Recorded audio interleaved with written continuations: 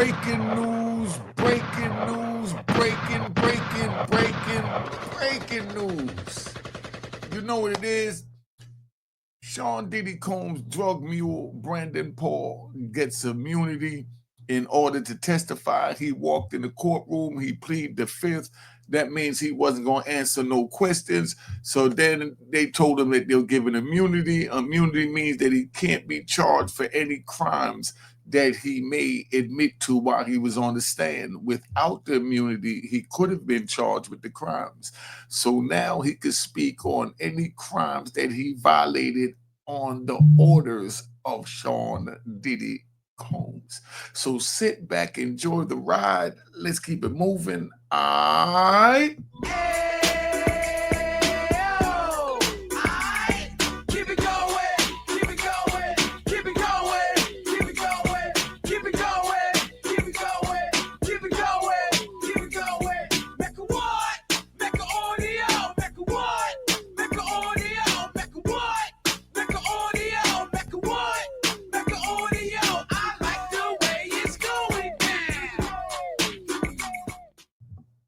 All right, you know what it is. Unique Make Audio, man. We here.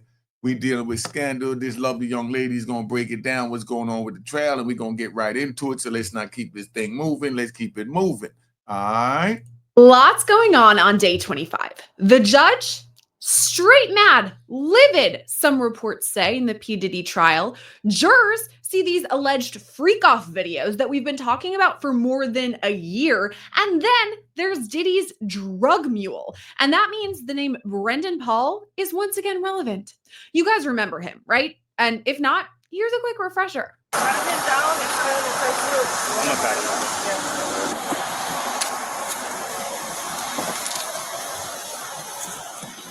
Brendan Paul, the guy who was arrested at literally the same time as the federal raids happening at P. Diddy's homes in Miami and Los Angeles. The timing, wild. He was arrested last March at the airport in Miami. Now, his initial claim to fame was actually playing basketball in college for Syracuse, go Orange, followed closely by being mentioned in Lil Rod's lawsuit as this alleged drug mule. You guys remember, right?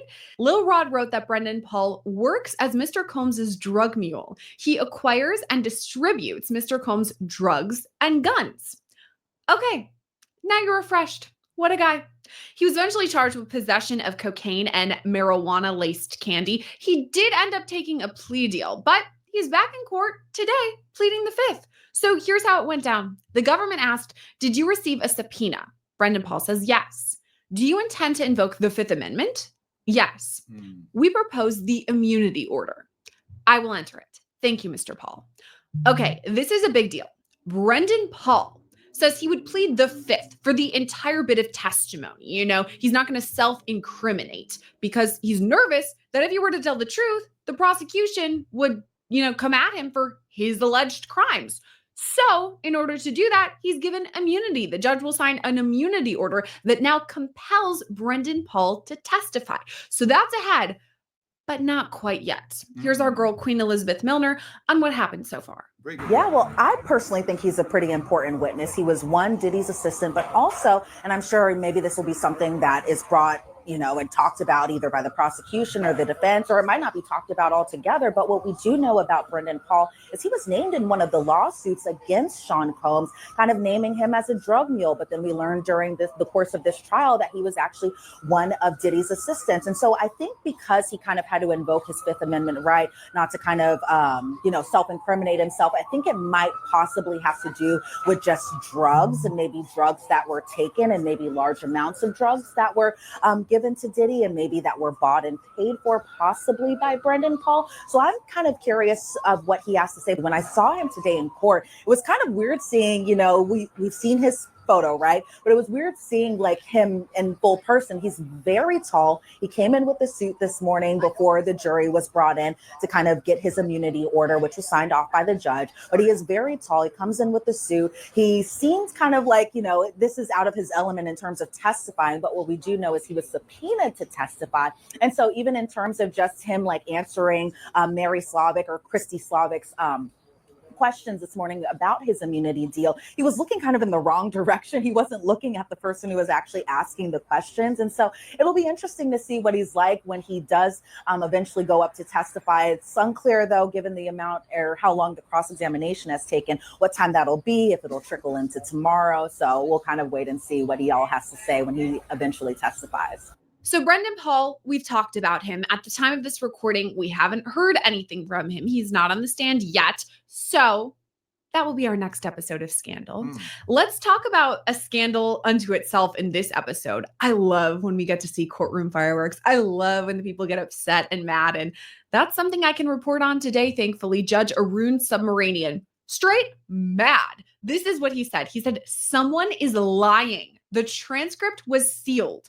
Okay, so what's he talking about? Well, there was a sealed proceeding, okay? So everyone there talking about whatever they're talking about. And I'm saying that because we're not supposed to know what they were talking about. No one was in there that shouldn't be in there, number one. Number two, as far as the transcripts, those were sealed. So we, the public, shouldn't know what's going on. However, somehow the contents of that discussion were published online. That leads to the judge getting pretty mad, pretty pissed off, I'm just going to say. And he wants to know who the leak is. He said, one or more people who were here Friday in the courtroom flagrantly violated this court's orders, a violation of the court's sealing order. But it wasn't just that. Okay, pause real quick. There's more from him. This man is not messing around. He says the court imposed a gag order on the government, the defendant, all attorneys for the defense, and anyone involved was made accountable. Violation of the order, what happened here, may result in civil or criminal contempt charges for all involved. Did you hear that?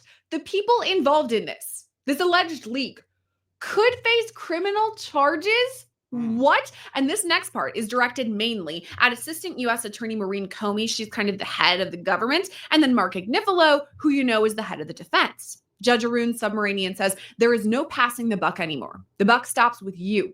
If anything happens, lead counsel is responsible. I said fireworks, and I mean fireworks. What? Criminal possibilities here? Criminal charges? Let's go back to Elizabeth Milner for an explainer. Yeah, absolutely. It was something that I think caught a lot of us by surprise this morning because the judge, when he came onto the bench, he seemed very kind of annoyed, very much kind of ticked off in a way just about what had happened. And so this is what we know so far is that the judge was upset about this article that came out yesterday. And the judge accused somebody either on the prosecution side or even the defense side of lying about this because it pretty much this article, and we're not 100% sure where this article came from, but what we believe it might be is having to do with just something that happened during the sealed proceedings that happened on Friday. And so the judge said that someone kind of spilled the beans about what kind of went on when everyone was kind of kicked out of the courtroom for about a 20-minute period. They locked the courtroom doors and everything to kind of have this sealed proceeding as opposed to doing it in the robing room. And so the defense says they recently became aware of this article and they were adamant that they were not the source of the leak. And then the same with the prosecution. But really, it seemed like the judge was kind of taking issue up specifically with Maureen Comey and Mark Agnifilo because they're the leaders of both sides, right? Maureen Comey representing the prosecution and then Mark Agnifilo being kind of the leader of the defense team or lead counsel just on both sides. And so he said, on the extreme side of things that someone violated the court's sealing order, but also if they're kind of on notice as far as just finding out who is responsible for this. And they said they being the judge said the most extreme kind of action that he could possibly take is criminal contempt charges. So he's taking this very serious, and he seems very, he did seem very kind of annoyed about just this whole leak that had happened. Again, we don't know 100% sure what the article was and verify that this article was the in fact article, but we believe it might have been one that came out just recently from a media outlet talking about what went down during the court proceedings that were sealed or were supposed to be sealed on Friday. And I've got to ask Elizabeth, who was there in the courtroom, what is Diddy's reaction when everyone's talking about all this? Couldn't get it. See, this is what's going on, right? What's going on is they had a closed door hearing the same way at the closed door hearing the Young Thug trial when it came back out, and then it was found out that they had little Woody back there and the judge was involved and they're trying to threaten them. But this judge is saying that somebody's going to jail for this and he's not having it. So that's where we at with that. Then they got Brandon Paul, who was breaking it down, that he done picked up drugs, violated the drug statute, and he didn't want to testify unless he was going to get immunity. He got immunity, so now he's going to testify some juicy stuff in order to keep the immunity. Let's get back to Elizabeth. A good gauge on just his reaction to everything. Like, I couldn't tell if he was confused, if he possibly knew about this. And so I couldn't really tell either way just what his reaction truly was. It seemed like everyone was a little on edge this morning when the judge was kind of, and I hate to use the word admonish because a lot of people have been using that word to describe the kind of talk to that the judge was giving both sides this morning. And so I don't want to say necessarily if he was leaning either way, that being Diddy, in terms of what his reaction was. And so I would say, little to no reaction, only because I don't want to, guess and then be wrong, So we've got that. Potential criminal charges down the line about this leak. But then there's also the juror issue. Okay, we already talked about juror 6. We've discussed this at length. This juror has been completely removed, gone from the jury. The judge actually told the jury, by the way, the remaining jury, juror 6, he's out. We can't explain it. Don't ask questions. Don't discuss it. I mean, it makes sense for the case and the integrity of the case, but it don't help Diddy because Juror 6 was a black man and now they replaced him with a white man that might have a different point of view about this whole case. Not a lot of answers for them. Not a lot of answers for us either. There's still issues with Juror 7, who allegedly discussed this case with outside parties. The judge says, okay, we're going to discuss this, Juror 7, the issues there at the end of the day. So at the time of this recording, it's not quite the end of the day. I don't have the answers yet. I just want to make sure you guys get the info as soon as we have it. So let's go to Elizabeth for the update as of right now. Not about a juror being removed. The only other issue had to do something, and this is what we did learn in open court, that it had to do with juror number 7. So it's unclear if that was possibly in in correlation with the article that came out, or if it's possibly another issue. But what we do know is that whatever the issue is, the judge said that he'll handle it at the end of the day. So far, no other juror has been dismissed beyond juror number 6, something we already know about, something that had happened just yesterday. But as far as another juror being dismissed, so far, that hasn't happened yet. And I do have to ask, while we have Elizabeth, what's the dynamic of the jury now? Ever since Juror 6 was replaced? I mean, if we're being real here, this man was on the jury with them for more than a month, for 6 weeks. All of a sudden, he's out, he's gone, and an alternate comes in and replaces him. So what's the dynamic?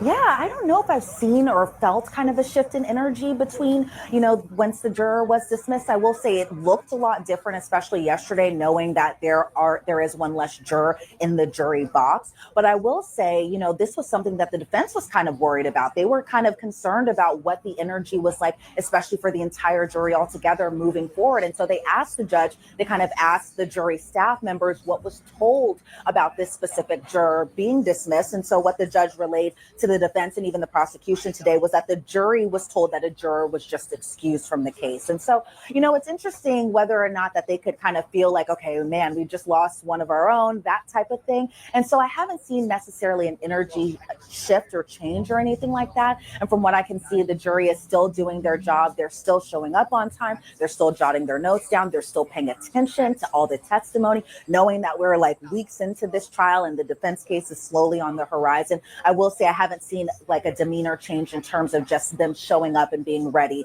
to kind of serve on this jury every day coming into court. And everything just happened yesterday, but for the most part, no big change.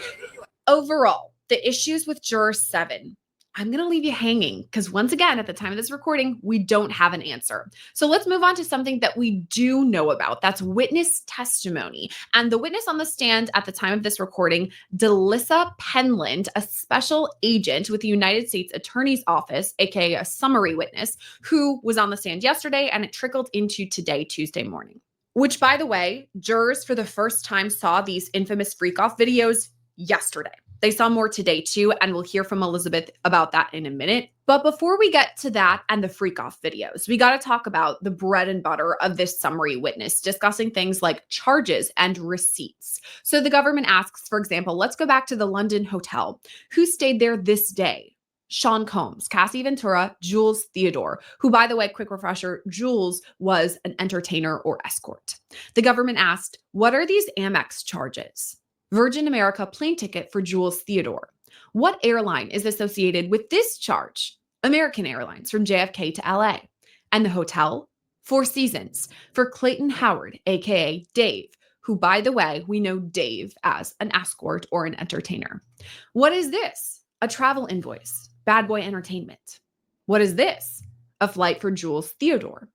What was the payment method? Sean Combs's Amex. What's this? Booking for Intercontinental in Times Square in the name of Frank Black, which we know is one of Diddy's aliases.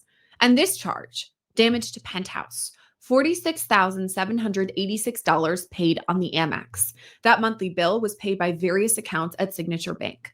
So what you can see there is that the government talked through with this summary witness a bunch of hotels, escorts, plane travel for these escorts. We can deduce what happened in these hotel rooms, allegedly. And then, of course, the damage. $46,000 worth of damage. I mean, I guess I'm going to round up because it was $46,786. So let's just round up to $47,000 worth of damage to the penthouse that was on his Amex. Whoa. Jurors also saw texts too, specifically these ones.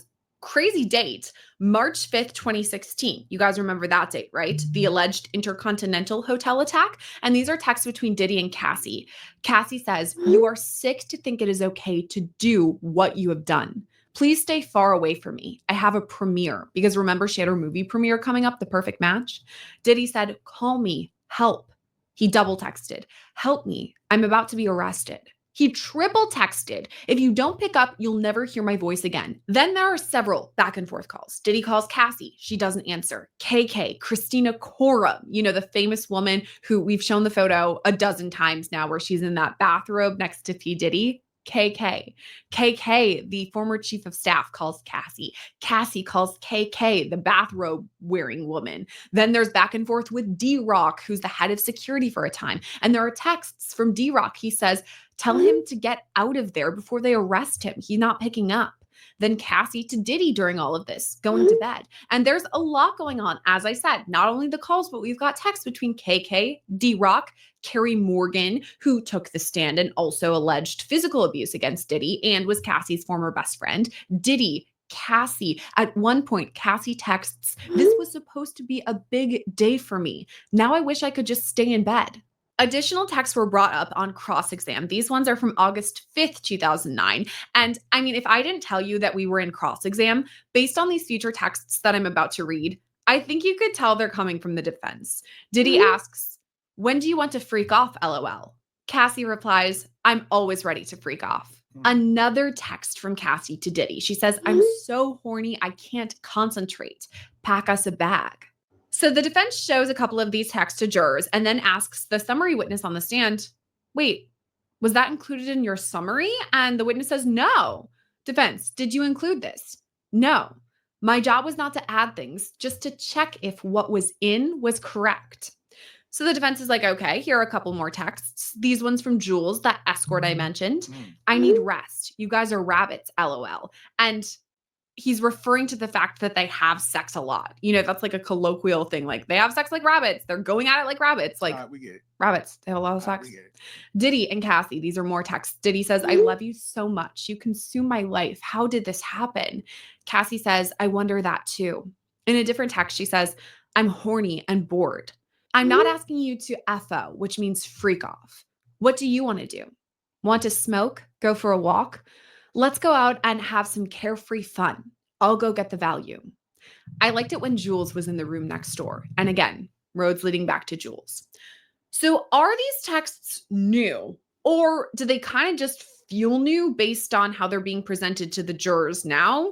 Elizabeth, what's the answer? I think for the most part, in terms of just what we're seeing new, it's maybe possibly the American Express credit card statements, which we're seeing, a lot of money that is spent either to book travel, to book these hotel rooms. And again, it's a lot of money. And of course, Diddy's credit card bill is not just, a $500, $1,000. It's like, in the hundreds of thousands of dollars. So maybe that's probably the newest information we're seeing. But in terms of just these text messages that we're seeing, maybe possibly the ones that were around March of 2016 when Christina Coram and Eli Maroon, one of the assistants, were texting about how to get Eddie Garcia's phone number and just some of that. I feel like that was kind of the newer stuff that we were seeing. But in terms of even the messages between Cassie and Diddy, Diddy to Cassie, Diddy to Christina Coram, and vice versa, I feel like, and they feel like that because, we've seen so many messages, but it does feel like these are things we've seen before. And I think they're just kind of making it seem new because they're attaching it to a timeline, kind of putting,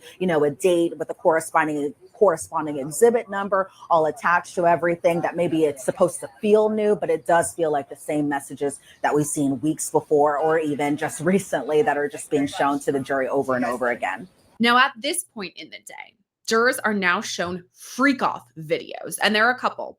The dates are October 14th and October 20th of 2012, and then December 4th of 2014. So the October 14th, 2012 video, they were shown portions of this yesterday, and these are videos that are showing Cassie and a man called Dave, one of the escorts. So jurors see additional videos of those today. Then October 20th, 2012, another day, another instance. These are new videos shown to jurors today that are showing Cassie and Jules, who we've talked a lot about today during a freak off.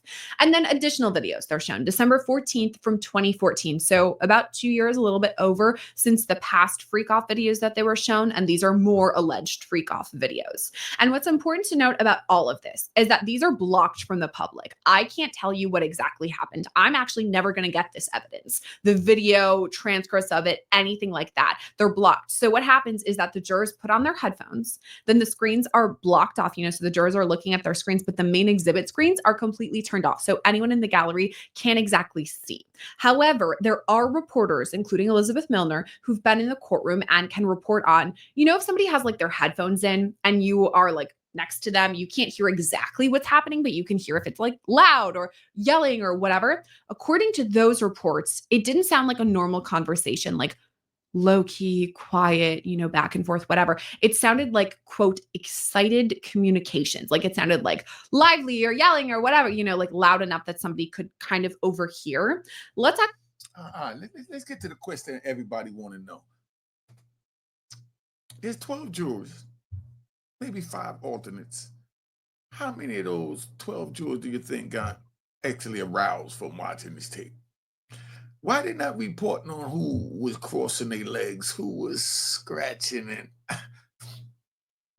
feeling nervous? They making like it was so hard to watch. It was hard to watch because they was hard and moist. They're trying to make this sound so proper. How do you look at a sex tape, even while you're in public, with someone sitting next to you? Somebody explain this to me. How do you think do you think the jury was ecstatic that they got a chance to see this firsthand? Imagine what their tell-all books are going to look like. My day on time sitting on the Diddy trial. Then when they write about the sex tape, how they was so hot, but now they acting like they was so disgusted. Let's just keep this moving. Actually go to Elizabeth Milner now to see what she has to say about these freak-off exhibits. Yeah, so they have been watching the sexually explicit tapes, the freak-off tapes that had happened whenever Diddy was in a relationship with Cassie Ventura. And they were kind of bringing it out in correlation to the text message exhibits that we saw. And we were kind of like, where is this kind of going? And I think it might be to kind of show possibly in just another way that Cassie might have been in control during these particular tapes. And it was played kind of a lot today. And so what happens inside the courtroom is that all the jurors wear headphones, so we're not able to see this or hear this on the open speakers. The exhibit where the gallery is kind of shown these exhibits, the exhibit screen, I should say. Sorry, everyone, if I'm talking too fast. I had too much Celsius during one of the breaks because it was one of those days. But as far as just the jury's reaction to everything, they have been very professional as far as just kind of watching these really kind of graphic graphic and sexually explicit videotapes. But I will say there was this one juror on the end, and I think he was the same juror that was moved from an alternate to now being kind of one of the main jurors, I should say. I will say it seemed like he couldn't take his headphones off fast enough in terms of just, they were playing these videos kind of at 2-minute increments or 3-minute increments, which could they know anything longer than 3 minutes is a gun. It's a long time to kind of watch these sexually explicit videos, especially in open court. But I did see him kind of take his headphones off pretty quickly, thinking that it was over. Then Tenny Garagos was like, okay, on to the next one. And it just seemed like it was played for a long duration of time. To me, it felt like forever. To them, it might have been just like 20 or 30 minutes. But for the most part, they kind of had no reaction beyond just kind of, I think, wanting it to be over. And then they went to lunch break. So it's a great way to introduce them to lunch. And these can be pretty They definitely needed a break after watching that freak off. heavy, right? I mean, we're talking about alleged sexual assaults. Jurors have already heard Cassie's testimony talking about how she didn't want to partake in all of these things. And now they're seeing her on video. They seen her on video having fun, directing traffic, doing whatever she do. And they see the text where she's saying, I'm horny, I'm ready for a FO. I mean, somebody explain to me how we're still even going through this. Obviously, it's sex or some sort of sexual act. So how are jurors reacting when they're watching these really intense videos? And is it different, like male jurors versus female jurors? What's the answer?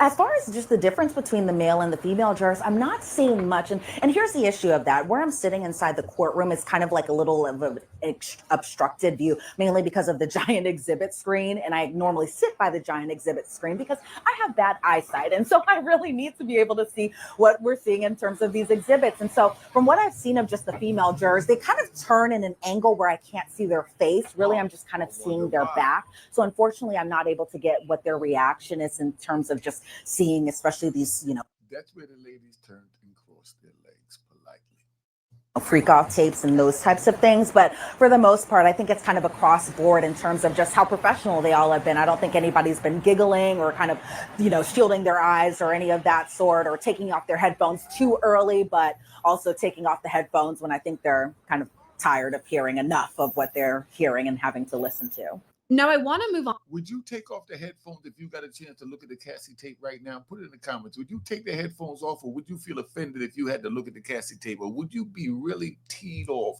if you had to look at the Cassie tape in an open room around a bunch of people? What would you really be teed off from? On to a couple of overall questions for Elizabeth, because she is our eyes and ears in the courtroom, as our guy, King Jesse Weber, likes to say. And by the way, he's right. She is our eyes and ears in the courtroom. So what is Diddy's demeanor like for all of this? There are some reports that he looked arrogant. Is that true? I wouldn't say arrogant and smug. I will say that from what I've seen of him, it seems like he is kind of wanting to know what the jury's reaction is to seeing these, what we believe to be the freak off tapes, the sexually explicit tapes. I did see him kind of looking over to the jury box, maybe to see what their reaction is to seeing these play, especially for the duration and the amount of time that they were played today. But from what I could see of him, it seemed like, especially as they were kind of wrapping up the direct testimony of Delissa Penland and then going into the cross-examination, he was kind of doing what he normally does, kind of taking everything in. Once they were starting to gear up for the cross-examination by Tenny Garagos, I did see him do kind of the usual thing, passing off notes to his attorneys, that type of sort. But I wouldn't say he's necessarily sitting at the defense table all arrogant and smug, not at all.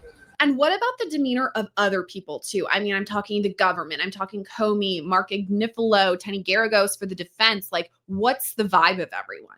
I think people might just kind of be wondering what's happening next. Obviously with this type of testimony, that being the summary witness, the summary charts, the summary exhibits, it's not the most juiciest testimony, especially because it's a lot of text messages. We've seen videos that we've seen, in terms of even just the sexually explicit videos that were shown today in court. The jury has seen, I guess, screenshots or images of this. I think probably seeing, longer durations of these particular videos might be having them feeling possibly a type of way. But as far as what I can tell in terms of just the energy across the board, surprisingly, as far as I can tell, because they're lawyers, right? Everyone kind of keeps a poker face. I haven't seen much of a shift. And maybe, as the prosecution is slowly kind of ending their case, maybe they're just ready, to see kind of what the next few witnesses have to say in terms of testifying. But what we do know is with the defense case slowly on the horizon, their case in chief, or the defense's case, I should say, is only going to last about 2 to 5 days. So we're slowly seeing a light at the end of the tunnel. I think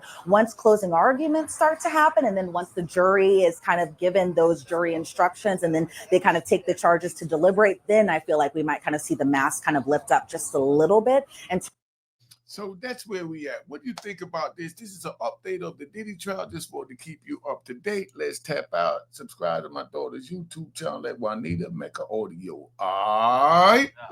Cheers, cheers, toast the crime, toast the crime, the crime, the crime, the crime.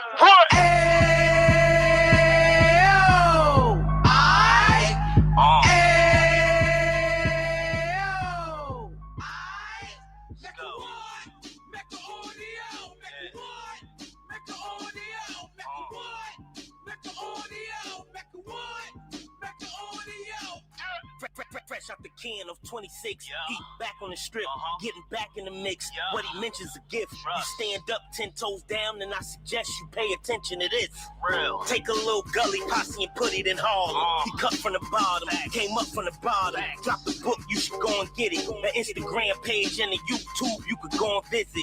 Then you could consider yourself LinkedIn. Sit front row and get Jews from a kingpin. How he went through it, so you ain't gotta go do it. To not pay attention would be stupid. Talking about a man that probably put your grandfather on. Probably the reason that him and your grams got along. A man that generated millions on the block, did his time, never squilling to the cops, make an audio.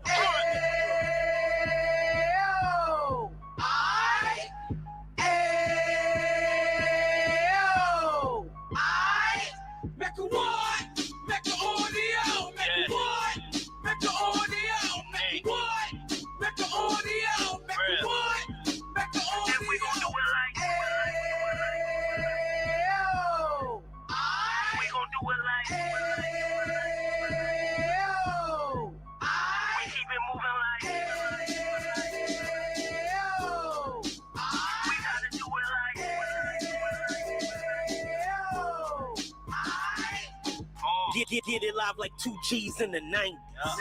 Drop top demon so shiny. I let shorty go, she was wine. Treat her like my past, she behind me. Spend a couple bands on the Dapper Dan. You be back again, getting green like a Packers fan. No cap, it's a raw in Uptown. Baby horn Uptown, Dominican bust downs. Now we on the positive, we got a lot to give. Now he trying to stop the kids from being inoperative. So take heed, homie, lend an ear. He started in Uptown, he gon' finish there. But now it ain't about selling drugs, buying cars. It's about buying property to make the community yours, so we can get back to the Cheers, cheers, toast the crime, the crime, the crime, the crime, the crime.